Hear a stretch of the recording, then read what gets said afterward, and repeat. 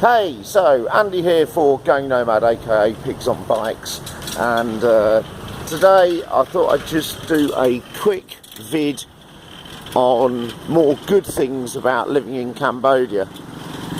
So far we've talked about the weather, the people, and all sorts of things. I can't remember them all, but I thought today I'd just talk about general lifestyle.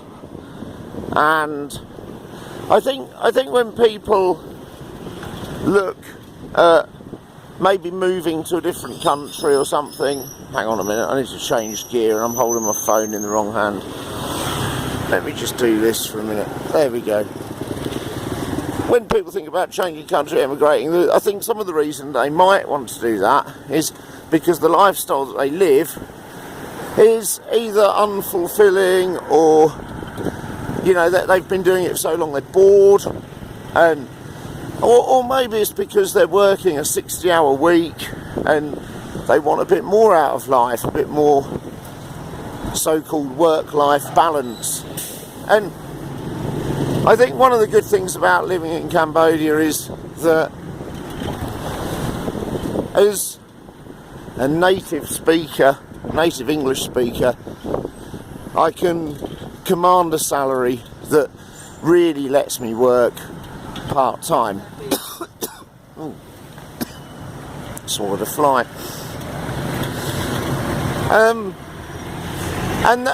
that's kind of what I do. Charcoal truck there, look, there you go, big bags of charcoal. A lot of people still cook on charcoal out here.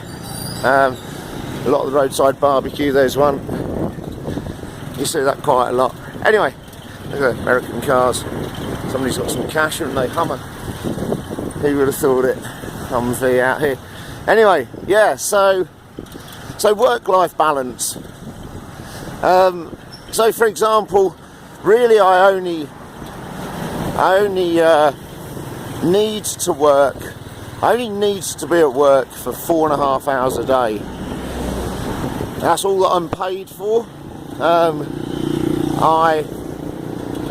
It's perfectly acceptable for me to leave at the end of every lesson and go and do anything that I want, and I do as well, pretty much 11:30 lunchtime until 2:30 in the middle of the day, 3 hours off, usually go home and either do some online work or do a bit of relaxing, i.e. sleeping, and then for the rest of the time, like, I do actually stay at school.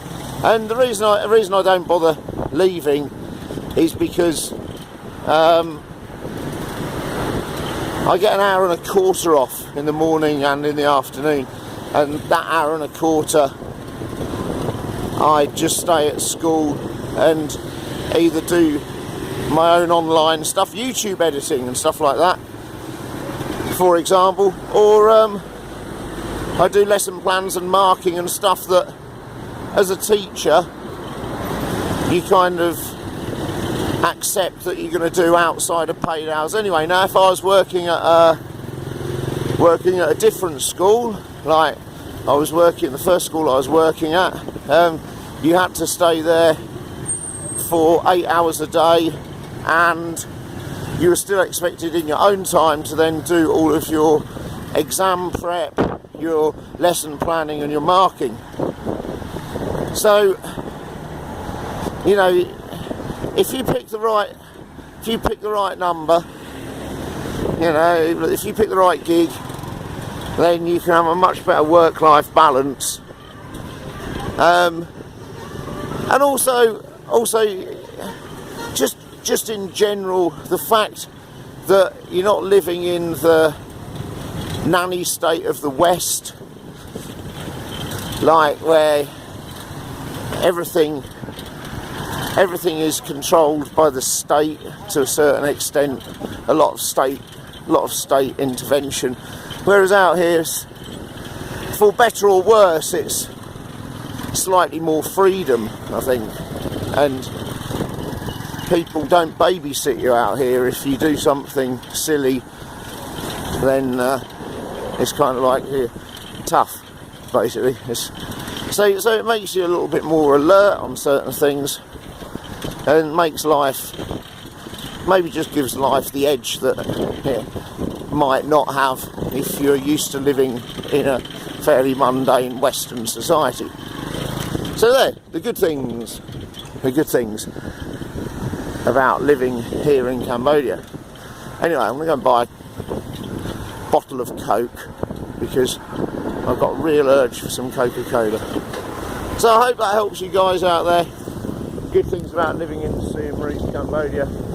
Like, share, subscribe, email me, goingnomad123@gmail.com, and stay safe out there. Bye bye. Coconuts. Hey, Sister Dave Bongs.